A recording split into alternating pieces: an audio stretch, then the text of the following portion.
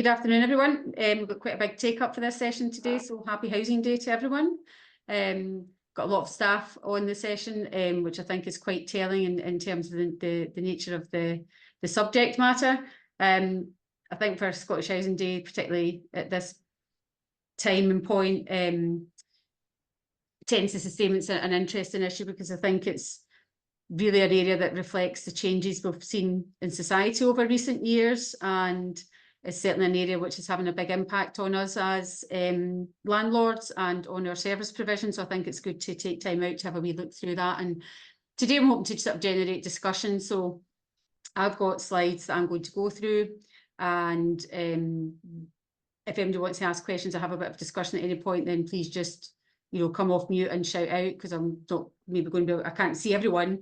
I might not be aware of all the sort of chat that's going on when I'm in the middle of something. But certainly we'll have we'll stop at a point and we'll have a period at the end purely for discussion. In terms of myself, Patricia Gallagher, so I'm an associate trainer with Share. I've been working with Share for probably over 20 years now.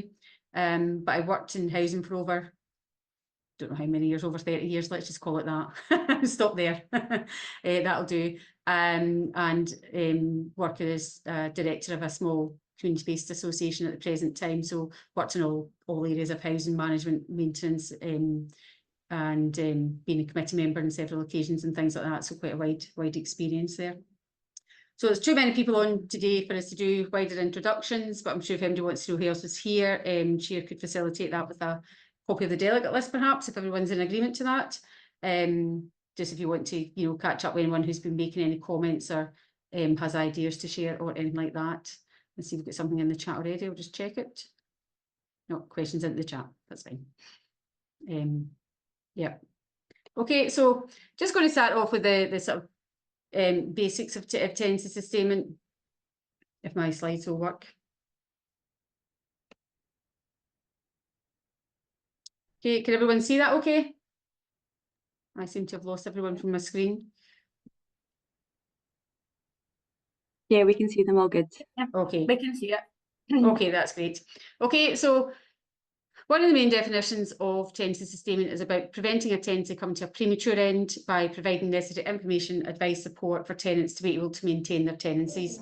So the important point to take from that is about tenancies that end prematurely. So that's saying, come back to that definition of tenancy failures. So this is what we're trying to prevent. We're trying to prevent people's tenancies from failing, and by doing what we can to help people. That definition is then sort of taken a bit wider by the Scottish Housing Regulator. As you probably a lot of you will be familiar, this is the definition of tenancy sustainment taken from the ARC chart technical guidance. And basically, when the regulators talk about tenancy sustainment and the measurement of it, they're measuring tenancy failure from their perspective. And basically, they're saying that tenancy sustainment is achieved if someone has remained in their tenancy for a year, and they actually calculate that as 365 days from the date started, but I'm presuming they allow for leap years within that as well.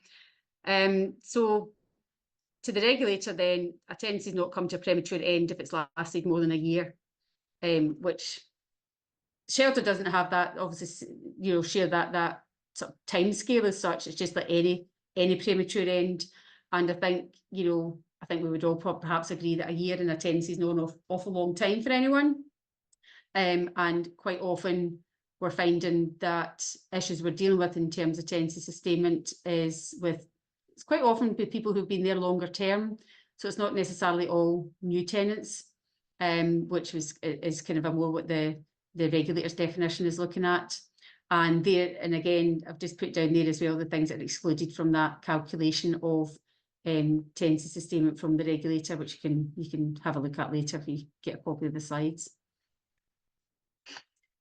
So obviously the regulator is saying we should assist with tenancy sustainment in whatever way possible, and that is covered in the Scottish Social Housing Charter. And as you probably all know as well, the Charter sets down the levels of performance that the regulator expects us to achieve. So what the expectation is in terms of tenancy sustainment is that we will ensure that tenants get the information they need and how to obtain support to remain in their home, and to ensure suitable support is available including services provided directly by the landlord and by other organisations.